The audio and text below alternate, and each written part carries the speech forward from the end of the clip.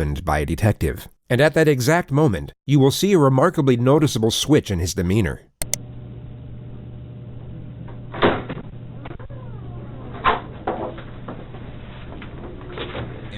There's something I want to talk to you about. Oh my god. I want to talk to you about what happened to your mom. Nicholas Cruz is gonna come up? Okay.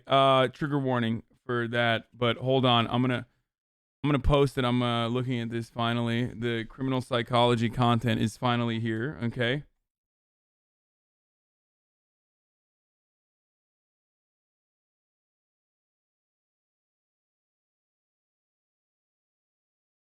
Y'all wanted this. Trigger warning.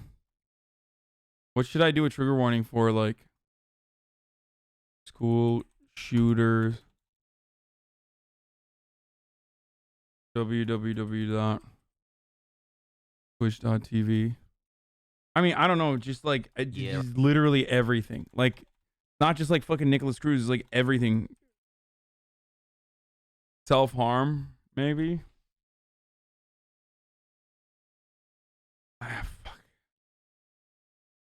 I mean, I feel like you should know. You know what I mean? We're doing criminal psychology, so, but, you know, I guess.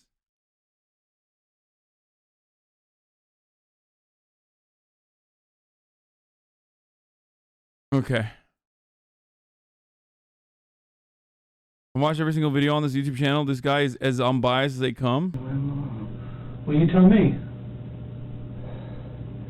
People called me and said something happened at home to Mom. They were very bad. What happened to my mom? Well, that's what I'm asking you. I was waiting for my brother and sister to tell me. Okay. Well, so, was your sister home this weekend? Wait, I'm supposed to have an attorney? If you want one. Am I supposed to have I should request an attorney. Well, that's up to you if you... Bro, come on, bro. Are you fucking serious, dude? Okay.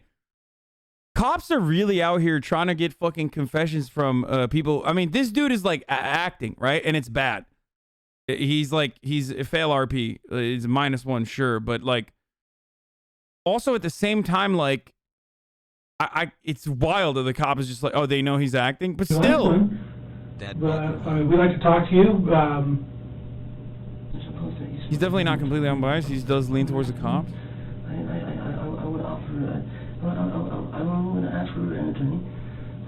You want to ask for an attorney? Yeah. Okay.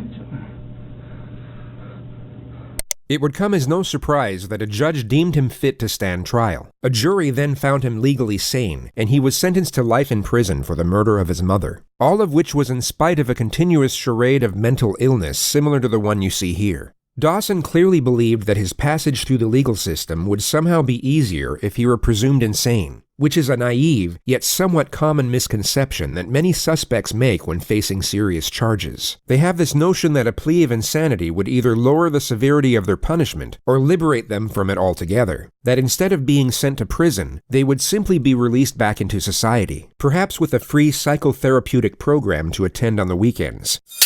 This is, of course, a far cry from reality. In the United States, if you're found responsible for a serious offense, but also found not guilty of the crime by reason of insanity, you will be institutionalized at a high-security psychiatric facility. These institutions are without question some of the darkest and most disturbing places in the system. And if you're not actually suffering from the crippling effects of mental illness, living in this type of environment will be a mentally agonizing experience. The foresight of what occurs inside these units would make the majority wish to avoid them. But once you are in, it is very hard to get out, and you will have to serve the same, if not a greater amount of time than you would have had to serve at a regular prison. So to put it briefly, if you commit a serious offense and then pretend to be crazy in order to get away with it, your life from that point forward will be an extremely dark and uncomfortable. Pretty sure if it's bad if you don't have a mental illness, you know, it's probably still bad if you do have a mental illness as well. I'm just gonna put that out there. It's just that, like, we kind of don't treat people with mental disabilities as full human beings, so we don't even fucking comprehend that. Think about it. Like, as though it hurts them or harms them.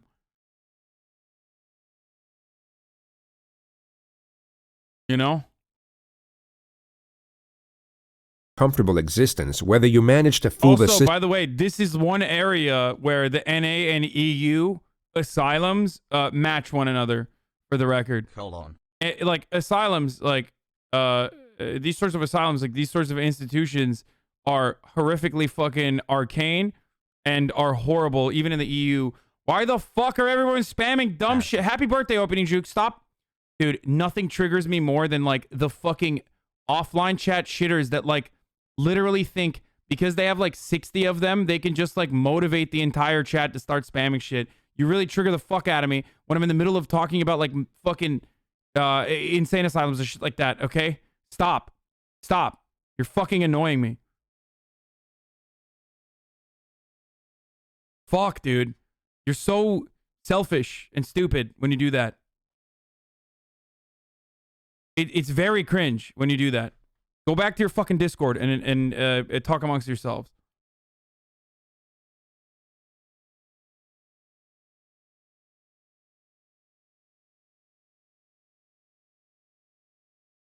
Those places are much worse because the people in criminal psychiatric facilities filled with criminally violent and criminally insane people rather than people who didn't commit a crime. Offliners in every channel always seem to have a huge ego. Yeah.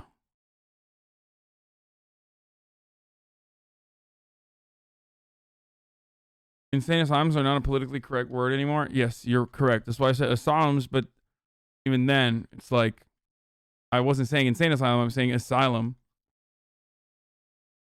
Okay, let's keep System going. or not. Oh, before I continue, thank you for the fucking weird break for me, because I'm going to hit that ad break right here, boys. Top of the hour every hour. It's time for a 60-second ad break. You already know. If you'd like to no longer see the ads, all you need to do is subscribe. Do it for $5 or for free. No transition here, okay? Just hitting that fucking ad break because I want to watch the shit out of this. And I got to pee as well. But there is one benefit, which is the elimination of capital punishment. The United States cannot execute someone deemed insane during the time of their offense, which is the only conceivable reason a defendant would cling to this narrative even after knowing what lies ahead should it succeed. And this happens to be a notion that ties in closely to the primary subject of this video. What the fuck was that, dude? Bro, what the fuck was that, dude? Oh my god, that was so fucked up. Why does this motherfucker do a jump scare in the middle of a fucking... Oh my god. That wasn't in the OG edit? What the fuck?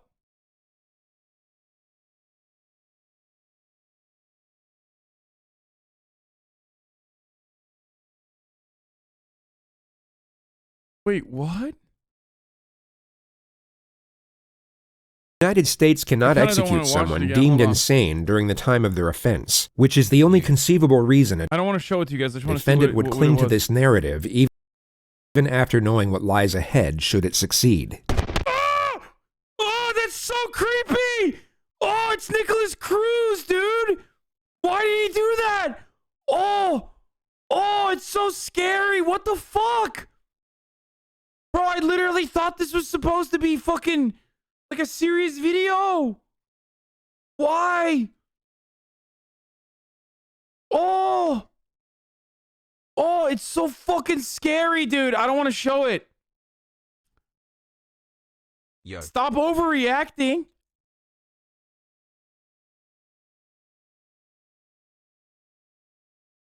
It never happens again, but it's really weird. Dude, you don't want to see it. You don't want to fucking... It's not that bad. Okay, motherfucker. I'm running it again. It's not that bad, Andy. And this happens to Watch. this narrative even after knowing what lies ahead should it succeed. And this happens to be a notion that ties in closely to the primary... There you go, dude. It's not that bad. Fuck you. It is literally bad, dude. And I did that while cutting the fucking video. And it didn't, like, scare the fuck out of... That's so bad if you're not expecting it, dude.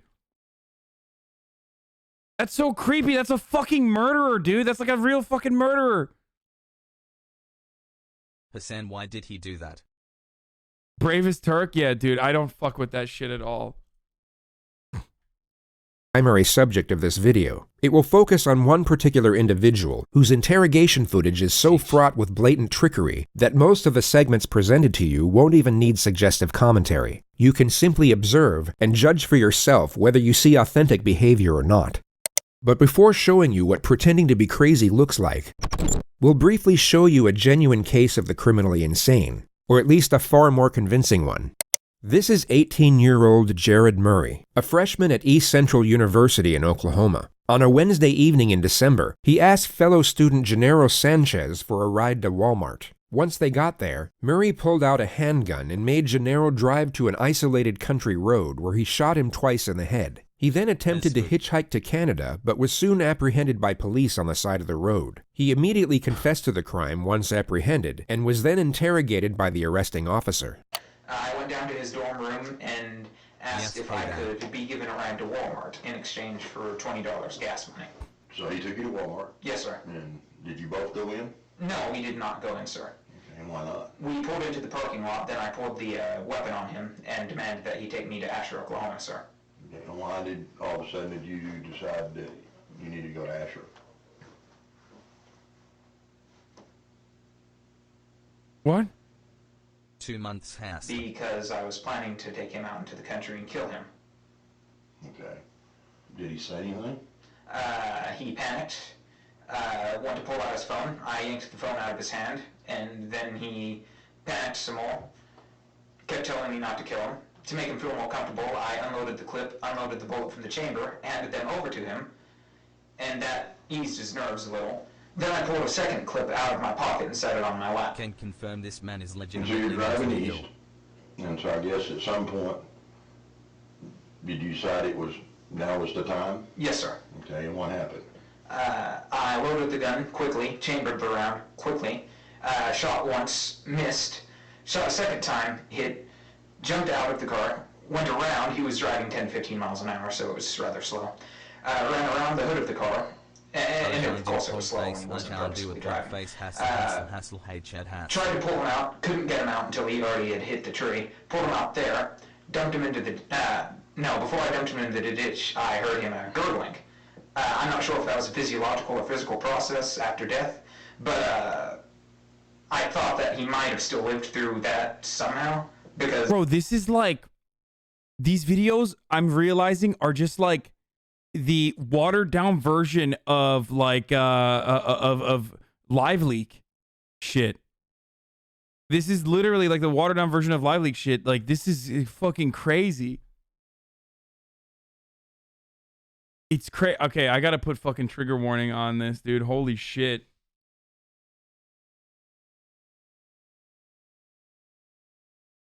What the fuck?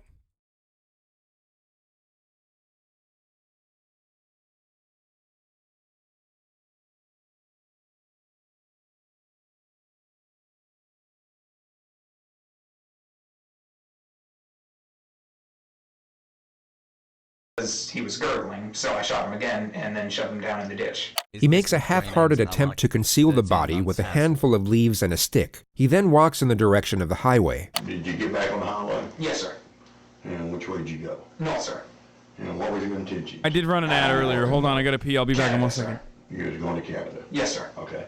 He states that his plan was to escape into Canada, but he had nothing to escape with, not even a passport. I had tried hitchhiking most of the way because the only way this was going to work, factoring in my belief that y'all found the crime scene, is if someone were to give me a ride there and then. And then whenever your patrol car was pulling up behind me, I didn't know it was a patrol car. I stuck my thumb out and you was there for the rest. Jerry, I want to ask you just point blank, because, I mean, you sat here and confessed to... Pretty much everything. In my mind, and I think you might agree with me, just cold-bloodedly killed a young man tonight. Yes, sir. Or last night. Have you ever killed anybody else? No, sir. You will now see the detective attempt to establish a motive for the crime. I guess I'm having a hard time understanding what you got out of it. Can you help me? I don't really get anything out of it. Do you feel any remorse? I'm sad that I got caught so quickly.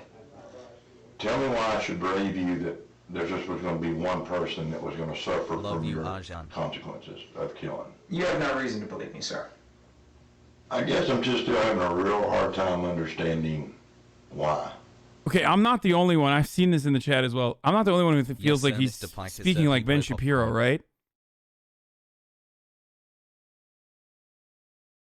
The detective He fails just to sounds like a establish a Redditor. solid motive for a further 2 minutes. The discussion eventually lands on the victim's long-term girlfriend. You don't think she's going to be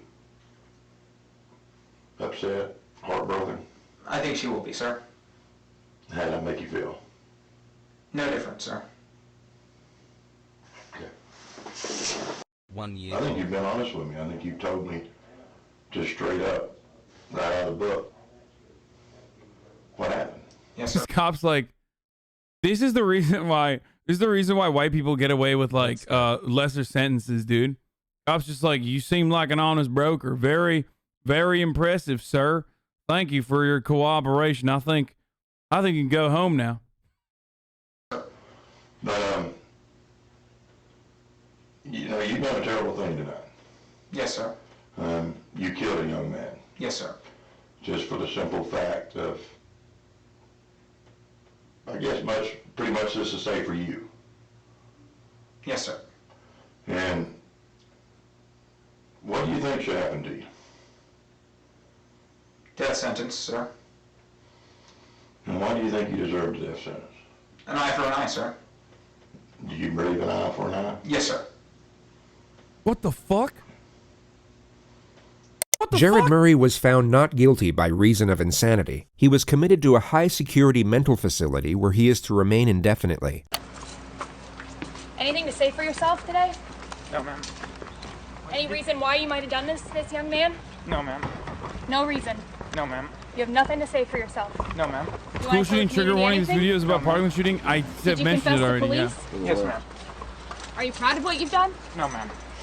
Do you have remorse for what you've done? No, ma'am. He appears completely void of human emotion. No regret, remorse, shame, nor fear. He had both taken a life and destroyed his own, yet seems indifferent to the circumstances. With respect to his interrogation footage, the most conspicuous element was the complete lack of self-preservation. He didn't once attempt to deflect blame, nor afford himself any type of justification for his actions. Okay, so the thing that you should self-examine when you watch this is how hard you fucking focus on the aesthetics. Because this person is like over the top polite, but you're missing the forest for the trees here. When you hyper-focus on his politeness, you fail to comprehend the action that he engaged in, and immediately you think about like, a lot of people do this. Like a lot of people get caught up in the aesthetics of an action rather than the action itself and the consequences of said action. Like, remember that. Remember that. Do some self-examination. He simply spoke in a factual, non-biased manner, impartial to how his words may have been taken or even twisted to be used against him. There was no calculated structure to his behavior whatsoever. So with this notion in mind, I don't let's like these move on cuts. to the It's, like, kinda primary weird. subject of this video. So this is going to be about Nicholas Cruz, I guess. Did Nicholas Cruz act like he was crazy to try to avoid a sentence or something? I did not know this part. Go there a minute, have a seat on the porch there, all right? Pull your hands up a little bit. Have a seat. Did your feet up? No, don't do not think about getting up, all right, buddy? This is 19-year-old Nicholas Cruz, who 3 hours and 55 minutes prior to this moment murdered 17 people at his former high school in Parkland, Florida. Among the dead were 3 teachers and 14 students, the majority of whom were 14 years old. A further 17 students were seriously wounded during the massacre. The gunman dropped his rifle 7 minutes into the rampage and then blended in with the crowd as he ran out of the building. He was at large for 1 hour and 20 minutes, during which time he stopped off at a Subway and then a McDonald's, where he sat down and casually spoke to one of the victim's brothers. The student was unaware that his older sister had just been shot through the chest by the man sitting across the table. Oh the my description of the God. shooter was transmitted by police over the Wait, radio, is there- which led to an officer identifying identifying and arresting him on a street just 2 miles away from the school. He was taken to the nearest hospital and examined by a doctor for roughly 1 hour and 45 minutes. He was medically cleared and then transferred to the local sheriff's office where he was subjected to interrogation. No, do not think about getting up, right, buddy?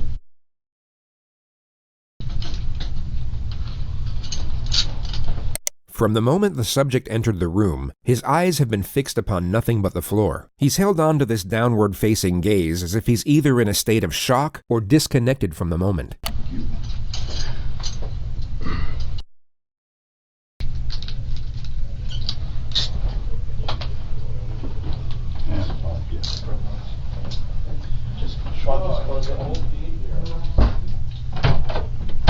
At the exact moment the door shuts, he lifts up his head to observe his surroundings. His behavior completely shifts once he believes no one is watching. If we look at his demeanor a moment earlier, we can see the contrast. He went from being detached to alert. His behavior changed as the environment changed, which is a recurring theme throughout this interrogation. It shows us that his mind isn't wandering off during these moments of apparent disconnection. He is in fact fully present and very aware of what's going on around him. I didn't mention how the police also bought him Burger King after they caught him. No, that was Dylan Roof. That was another white supremacist, black church shooter who was given Burger King, not like taken to Burger King, I don't think, but like given Burger King after he was caught. And that's a part of the interrogations process in a lot of instances, even though it is used as a example of like what happens to white shooters versus black people that are perceived to be shooters. I don't remember a lot of this, dude. I don't remember, and I covered the shit out of this, but... As he looks up, his eyes immediately lock onto the camera. He now knows he is still being watched, and his following gestures will resemble that of someone with suicidal tendencies.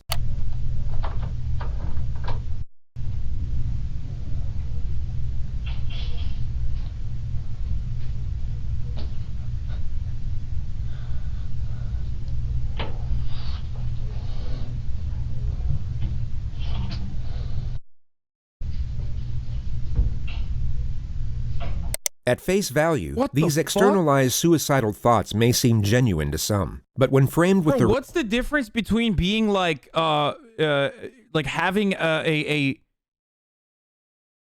this is actually in a weird way, you guys were saying like, someone was saying like this might be ableist, but like in a weird way, this like does a decent job of parsing through like people with genuine disabilities versus people who are portraying themselves as having a disability in an effort to get out of a of like the worst kind of punishment that you could get, like capital punishment. And it's surprisingly doing a decent job of parsing through that, where like it shows that people with disabilities aren't automatically criminals, and a lot of people are even a lot of people are doing that. But what I find to be really interesting about this is like it's still... Take a deep breath, man. You sound freaked out as fuck. Dude, I am freaked out. This is a fucking wild video. But the more I learn about this Cruz guy, the more I don't care for him. Just my opinion. What I find to be really interesting is like, bro, when you do this, you're still fucking like there's something wrong with you. You know what I mean? There's actually something wrong with your... I don't know if it's like a chemical reason or I don't know what the fuck's happening there, but like who the fuck just does a mass shooting and then like portray themselves as like as suicidal? I feel like there's something different that maybe it's not, it's still sociopathic behavior. You know what I mean?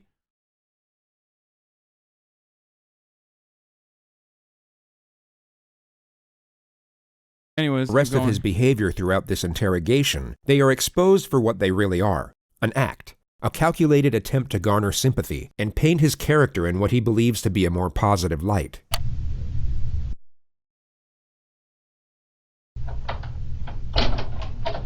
Does it feel like extreme remorse? No, that's survival instinct, my friend. Him fucking acting in a suicidal way there, that's survival instinct. That's someone who is incredibly aware of his surroundings and someone who is literally not detached from reality, but hyper-focused on the consequences of his actions and is literally portraying himself in a way that is different. It is the straight-up opposite. He's trying to fucking do this to potentially get out of a punishment.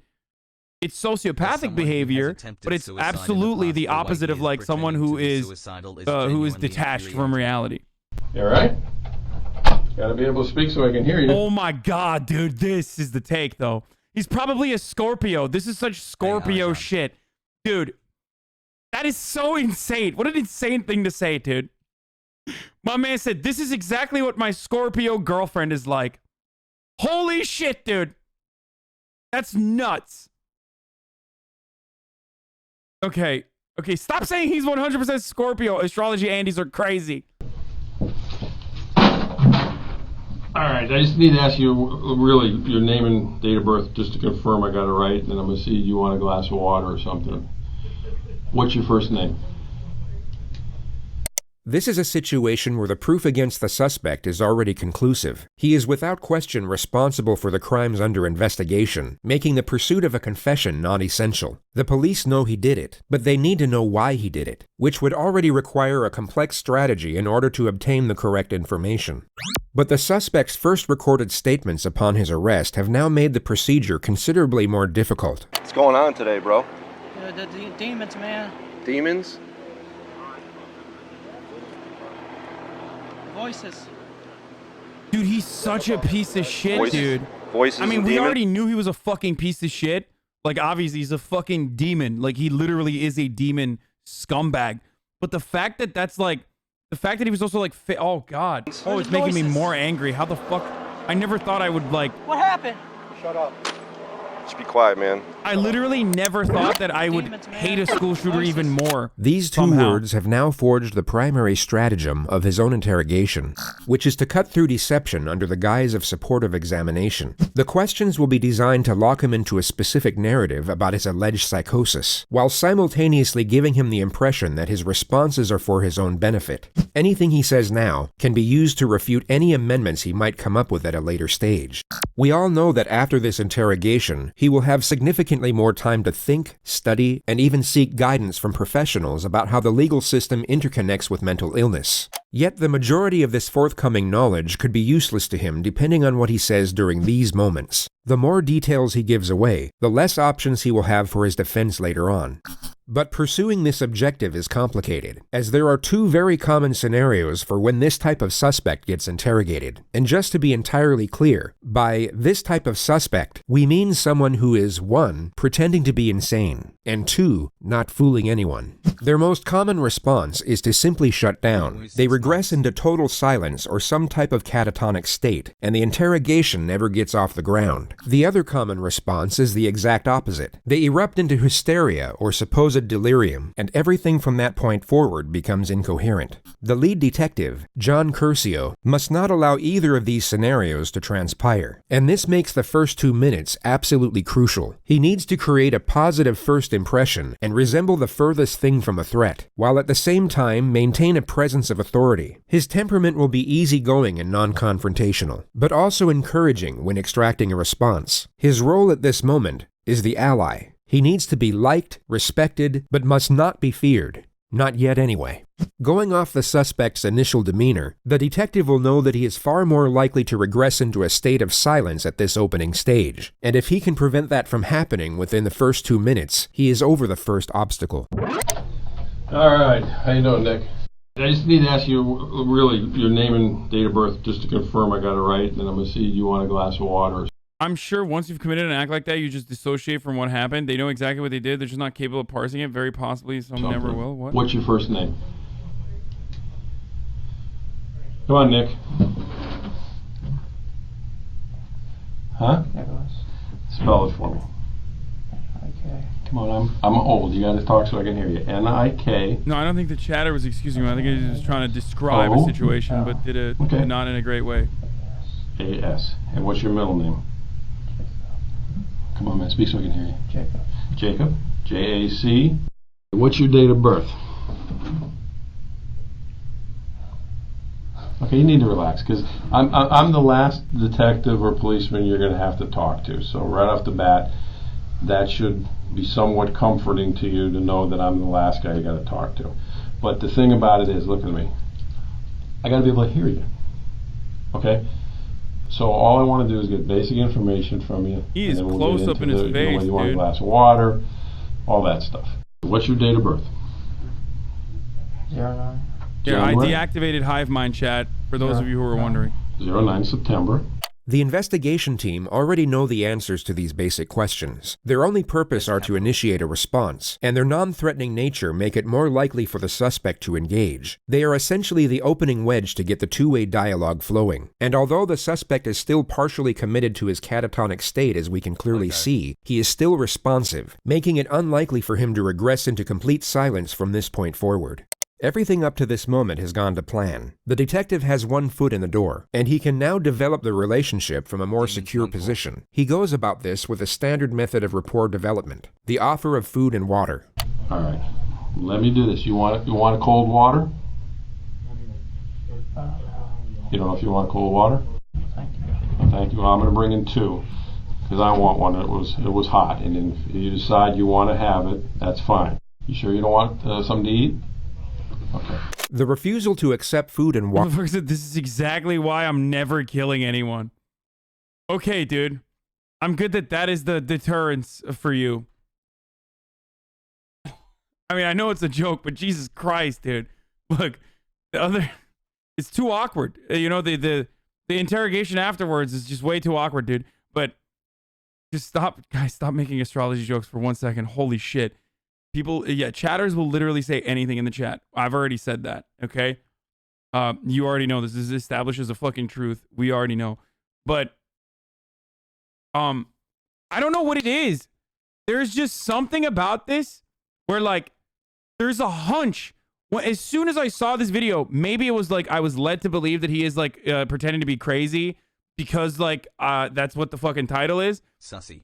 But there's something about the way he fucking presents himself where you're just like, yeah, he's like faking it. He has like this fire behind his eyes where you're like, you see like the how do I describe it? Like you see something behind his eyes when you see his fucking face where where like he's sitting in that courtroom, right? Where he's sitting in that courtroom and you're just like, this motherfucker knows what he's doing. You can see the intention and you can see like him feeling good about what he's doing too. Like, oh, I'm actually fucking getting this. I'm actually getting this point across or something. Like there is like an intensity and also intent at the same time. Like he's crafty. It's really fucking weird. I don't know how to describe it. Water is a familiar response which you may have already seen on this channel. It's smug. It's so fucking smug. Thank you. That was the word I was thinking of. Like, it's so like, yeah, I did this on fucking purpose. There's nothing you can do about it. Like, I had the power in my hands to do this. And also, like, I'm still purposely trying to fucking, portray myself a certain way. Glaring manifestation of shame. This is not to be confused with guilt nor remorse, both of which require the acceptance of responsibility, which in turn directs our focus outwards on the feelings of others. Shame, on the other hand, shifts our focus on the perceptions of others towards ourselves. The subject is afraid of how it will look if he accepts the offer considering the circumstances. He instead wants to appear as if he's so negatively affected by the events that he's unconcerned with meeting his basic needs. Of course, I have so many different keys. All right, I'll be right back.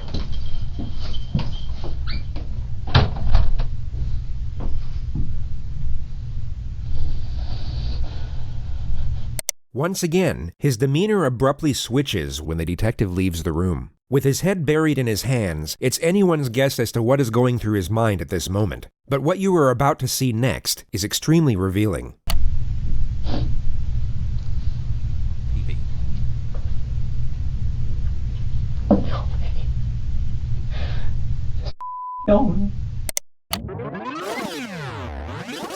Cruz was a left-handed shooter. The surveillance at the school would confirm this, and if you pay close attention to the movements of his hands in the next moments, although very subtle, you can see that he's reimagining holding his weapon.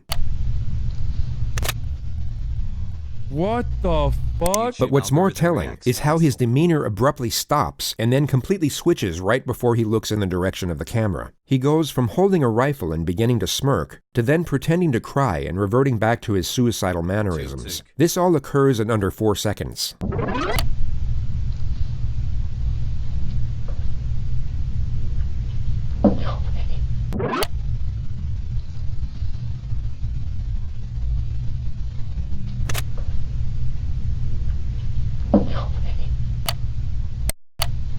I mean, he's also fucking aware that like he's talking to a camera. Like he's aware that he's currently being recorded, or rather like someone, they know that there is a camera in the room. Like that's again awareness entirely of like that's not like detachment that you would experience.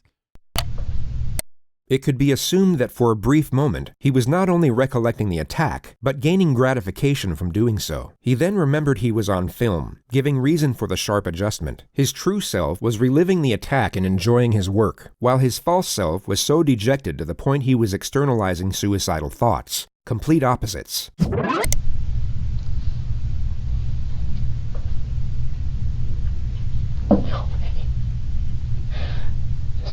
Help me.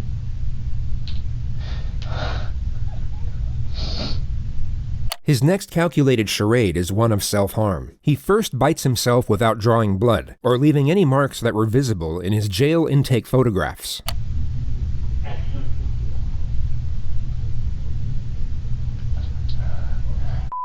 That part, it felt like a little bit of a stretch, by the way.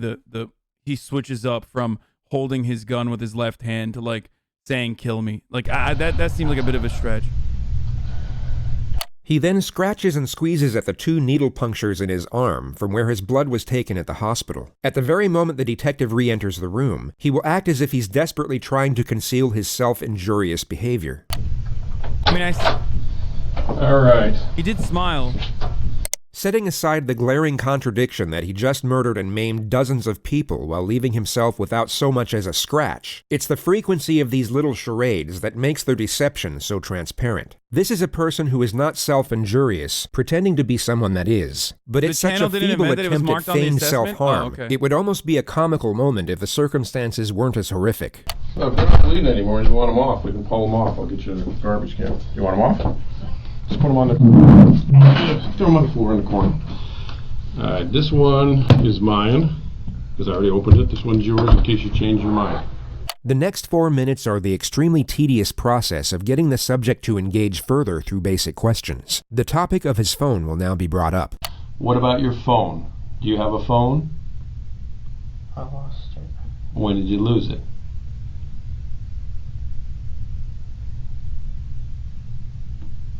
Today? Today. Okay. What kind of phone is it? I don't know. Okay, is it a flip top, an iPhone, a Samsung? It's a phone. I hate talking about rehabilitative justice because this is the one fucking instance, and I literally always talk about this. This is the one instance where like restorative rehabilitative justice does not have a solution currently. Like our modern medicine does not have a solution for antisocial disorders like this, that where people engage in violent actions. There's no solution for psychopathy, especially like with people with violent urges and serial killers. There's no solution whatsoever. So there's nothing you can do. You can't do anything about it. Now, that obviously does not mean that you should treat everyone like they're fucking violent, psychopathic murderers. And no, we can identify them. No, that's not true either. Identifying psychopathic behavior is incredibly fucking hard. Especially because psychopathic people are very good at portraying themselves as healed or non-psychotic all the fucking time. So no, it is literally the one area where in criminal justice where it is remarkably difficult to figure out what to do with people that have that have urges like this and will act on them in a violent way. Sociopathic, but yeah, okay, that's yeah. Number. How do you know so much about this? Everything? No, I'm well, because sociopaths are overrepresented. I mean, the data is like flawed in this field, but sociopaths are overrepresented in both the prison population and also CEOs in like boardrooms. That's why, and also in government. So, but again, it's very difficult to it's very difficult to parse through this data for the aforementioned reasons. So that's the reason why I love like I've read up a lot about this stuff. I'm also fascinated by what was it called, like Ed Kemper and the entire like FBI manual on how to look at psychopathic behavior. I'm trying to do recall right now. I'm having a hard time, but Mindhunt was the show that revolves around, or Mindhunter was a show revolving around like that actual process of like documenting psychopathic behavior. It's a lot of it is still outdated. A good book, by the way, a good book to read on this specifically is John Ronson wrote, or is it John Ronson or Ron John? Oh my God, I'm like, yeah, it is John Ronson who wrote he's British, who wrote a book called The Psychopath Test. He also wrote Men Who Stare at Goats, by the way. He's been on Joe Rogan a bunch of times. He's a really interesting British journalist, John Ronson. The Psychopath Test is a really interesting book that I highly recommend you guys read if you care about this sort of stuff. It's very good. Why the fuck you on Vice? What strings did you pull? Literally no strings.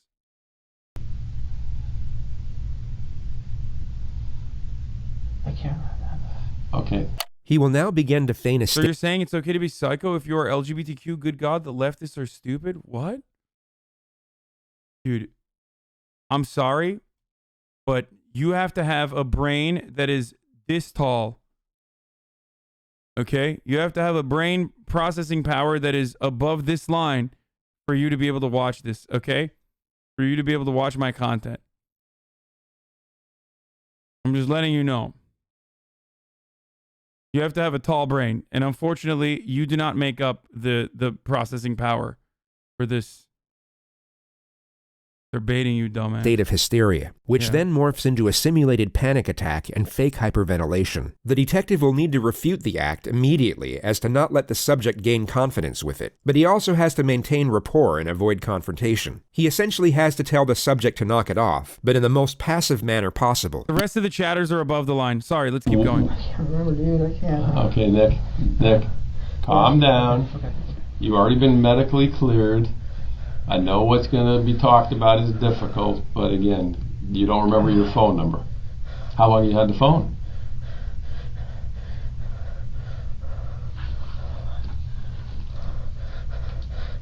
How long have you had the phone? Nick, the doctor's already looked at you. Okay. Okay, you're fine. You're not having any problems at the moment, and you're perfectly fine. So calm your breathing down. I mean, he's not perfect. And I want to believe certain things that you're going to tell me, but you know, if we're getting where you're going to hyperventilate over a phone number. He's so bad. He's so bad at acting. Okay. All right. All right. So what's your phone number? Huh? 954. Okay, 954. The manic episode is somewhat curbed, but the subject is still clearly committed to it. 954-821. 2007. 2007. No. 1007. 1007. And again, going back to what kind it is. Do you know if it's an iPhone, a Samsung? I don't know. How long have you had it? Every kid knows what the phone is, man. I got kids your age. Ever since my mother died. I know, I heard about that. That's what I was going to talk about next. This is a turning point. Cruz's adoptive mother had indeed passed away the year prior from pneumonia. The topic is sympathetic towards himself, and it seems to have stopped the feigned hysteria in its tracks. Compared to his neurotic behavior in the minutes leading up to this moment, he all of a sudden appears calm. He is clearly receptive, and thus responsive, to the cue of compassion when it's directed at himself. The detective recognizes this, and although he said he would talk about the subject's mother next, he instead focuses on it immediately to keep him engaged. Alright. So, but you had, since your mom died, how long has your mom passed? I can't remember, I think. Okay. This year or last year? November. November? Okay. Okay, when you were... You consider yourself healed? When your mom passed, were what? you living with her? Yes. Okay, what city was that? Parkland. Parkland? The subject drops the act and becomes more engaged in the conversation. The detective inquires further about his mother for roughly 3 minutes before shifting the discussion. It focuses mainly on the subject's background, and he first declares that he was depressed for the majority of his childhood. He then reveals his history of drug use, which consists of marijuana and Xanax. After that, he claims to have attempted suicide by alcohol poisoning 2 years ago, but in his own words, was able to sleep it off. He then states that he was employed at the Dollar Tree for the last 2 years working as a cashier. So you've been able to hold down a job for 2 years? That's pretty good, right? Yes. Other than Dollar Tree, where else did you ever work? Lawn mowing. What? Lawn mowing. Lawn mowing? Oh, okay. All right. When you tried to kill yourself with alcohol, your mom was still alive. What were you depressed about back then?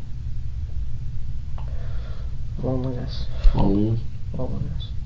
Friends? No friends? Or what kind of loneliness? I mean, everybody gets lonely. Solitude. Solitude? You don't have a lot of friends? No. Okay. Today, when I say today, starting from last night when you went to bed to this morning, did you do any kind of drugs at all? Any Xanax, any marijuana, anything like that? No? Okay. The subject reveals that he has a biological brother whom he was adopted with. He then claims to have been making $1,200 a month at the Dollar Tree. The discussion now lands on what his aspirations were. When you weren't depressed, what did you want to be when you got out of school? Ranger. A ranger? An Army Ranger? Did you ever apply, fill out any paperwork to try to go to the Army? I took the ASVAB, failed. Okay, why'd you fail? Because I was stupid. You what? I'm stupid. You're stupid? Okay, were you going to take it again? I was afraid to take it. Okay, but you had aspirations to do something with your life. Okay, there's 0% chance that someone who's like at least smart enough to know that like he could get potentially a different kind of sentencing from portraying himself as like mentally unwell would fail the ASVAB. From what I understand, from what I've seen of the ASVAB, because it's like so fucking like, how do you fail the ASVAB? I don't even know if he actually did. Maybe he'll tell. You want to be that's a hell of a thing to want to be, an Army Ranger. The discussion moves on to the subject's gun collection, which continues for roughly 4.5 minutes. The attack on the school is yet to be mentioned, but the last gun to now be discussed was his choice of weapon to commit the massacre. What made you choose out of all the guns to want to buy an AR-15? Cool looking. Cool looking? Okay. Now when you bought it, I mean, it was a legitimate purchase. They gave you a receipt and everything, right? So you bought it legally, right? Did you fill out those forms and everything? Okay, you remember those forms? Okay. The detective now shifts the topic onto his former high school, the same place he carried out the attack. Now, 3 years ago when you went to Douglas, and obviously you stopped going there, why'd you stop going there? My depression worsened. Your depression worsened? And what was going on? Did you just stop school on your own, or did some incident happen where... Yes, some incident. Well, what was the incident that happened? Fought a kid. You fought a kid? You remember the kid's name? Ian. Ian. And did you guys both get in trouble for the fight, or? Yeah. Okay. Well, what did they do? Suspend you? They suspended me. Okay.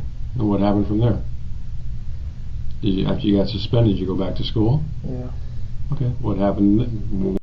I like that the Florida reaction to this as a state was launching a program that just gave guns and a $500 stipend to teachers to arm themselves and train themselves with weapons after this happened, by the way. That's real. That literally happened. I think it's called the Pioneer Program. Isn't that what it's called?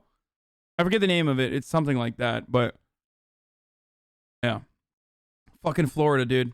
Why'd you stop going there then? Felt embarrassed. The Guardian Program? Because program? you got suspended, or you felt embarrassed because of why? Because of the fight. Okay. Well, what was embarrassing about the fight? What were you guys fighting over? A girl. A girl? Well, what was embarrassing about it? I mean, did Ian get the better of you? Was that what was embarrassing, or you He got the better of you? Okay. He has just provided the state with a solid argument for a motive. Establishing a reason for an offense is critical when dealing with claims of insanity. It can not only indicate premeditation, but also calculated malice in connection to the crime, something considered absent in the mind of the criminally insane. He also asserts that he was lonely and depressed while attending the school, all of which can reinforce the argument that he was exacting revenge upon the community in which he felt ostracized. Alright, so you go back to school. What ends up happening? You just stop going to school out there, or you got into more problems? Where they got into more problems. What was the more problems? Failing class. Okay. Not going to school. Okay. And this was all while your mom was still alive? Yeah. Okay. Did there come a point in time where you just stopped going there, or they expelled you? Or I just stopped going and then transferred me. They transferred you? When they transferred you, was that upsetting to you? Yeah. Okay. As we know, the suspect has made the claim about hearing a voice which he labeled the demon. The detective will now attempt to get a detailed narrative of these perceptual disturbances. He will do so by asking a series of open-ended questions and then continuous follow-up questions thereafter. This will lock him in. It's not illegal to interrogate someone without a lawyer, dumbass. But he should have asked for a lawyer. Surprised that someone who has the wherewithal did not do that. Into specific claims about what he was hearing. The more information he gives away, the less he will be able to amend later on. And the more questions that are posed, the more likely he is to make contradictions that can be used against him. The suspect believes this is some type of clinical evaluation for the sake of his own well-being, and this misconception will become glaringly apparent later on. He, at this moment, is oblivious to the fact he is giving information away that will be used to cut through his own defense in years to come.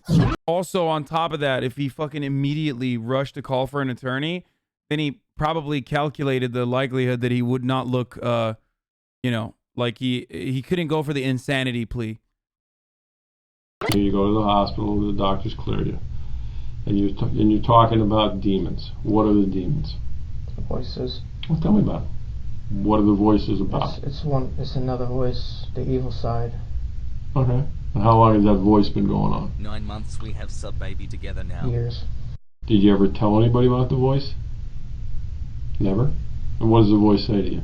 Burn, kill, destroy. Okay, burn, kill, destroy what?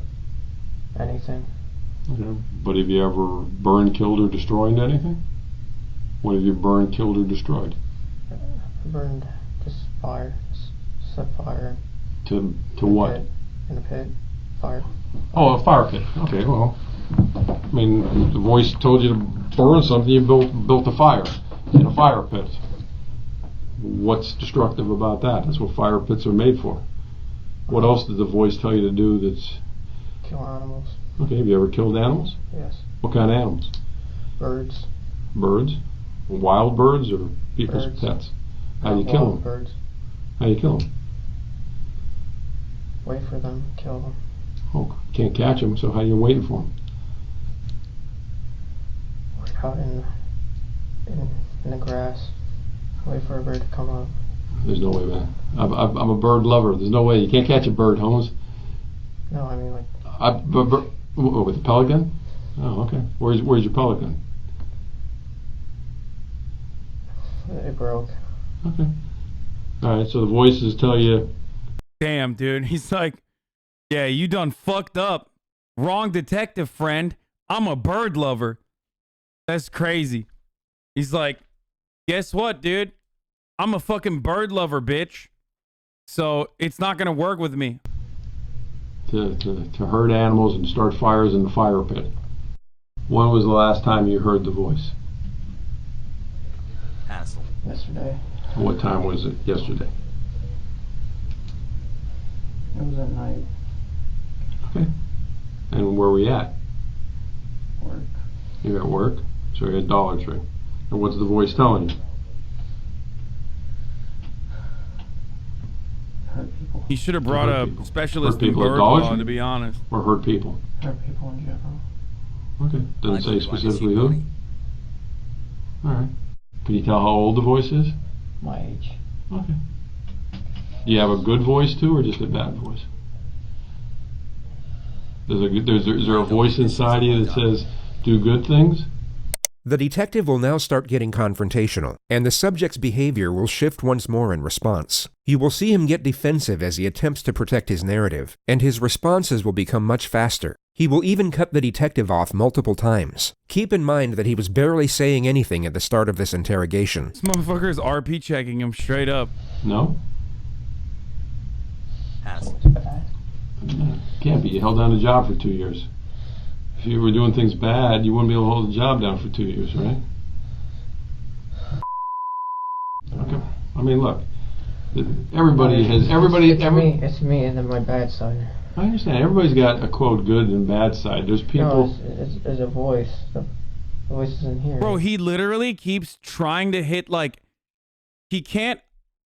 This seems like the type of person who, like, saw the Joker and, like, other, you know, like demonstrations of mental health issues, mental illness. I don't know if that's like the appropriate PC thing to say, but like, and then literally just like tied it together with a shoestring and is just trying every fucking cliche he possibly can. It's like he's literally trying out everything. He's like, oh, I'm schizophrenic. Like, oh, I fucking hear voices in my head. Oh, I'm a sociopath. Like, oh, I'm demonstrating like self-harm.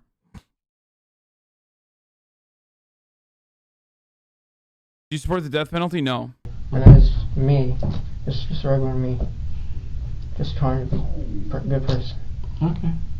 Set aside his contradicting behavior for a moment and focus solely on his storyline. In his ideal scenario, we are to believe that he was battling these supposed voices and, in his own words, trying to be a good person. Yet he was unable to reveal or seek help for this internal struggle until the very moment of his arrest. It was quite literally the second he was confronted with his comeuppance that his supposed demons came to light. Now that he is in custody, with the atrocities already committed, he is somehow able to maintain control over the force that was previously keeping him silent. But a deleted video that would later be extracted from his phone would tell a very different story. Hello. My name is Nick, and I'm going to be the next school shooter of 2018. My goal is at least 20 people with an AR-15 and a couple tracer rounds. I think I can get done. Location is Stone Douglas in Parkland, Florida. Let's not do red flag laws, by the way. It's great that the FBI had all of this information, literally was warned ahead of time multiple times, and did not take his weapon. It's over. I mean, it's GG's. Like, this is premeditated.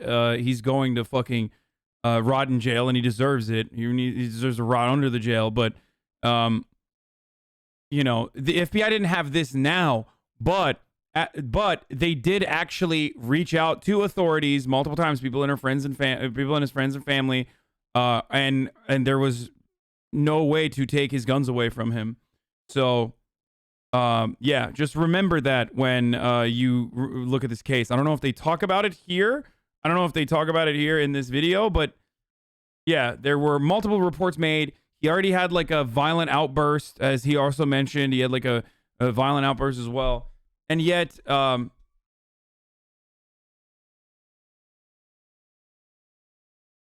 you know, he's fucking, they didn't take his guns away.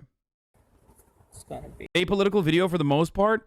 Dude, what do you mean apolitical? There is no, like, a political approach to this. Like, that's not politics to say that, like, this dude was, there was no law in place where they could, like, take his guns away from him when the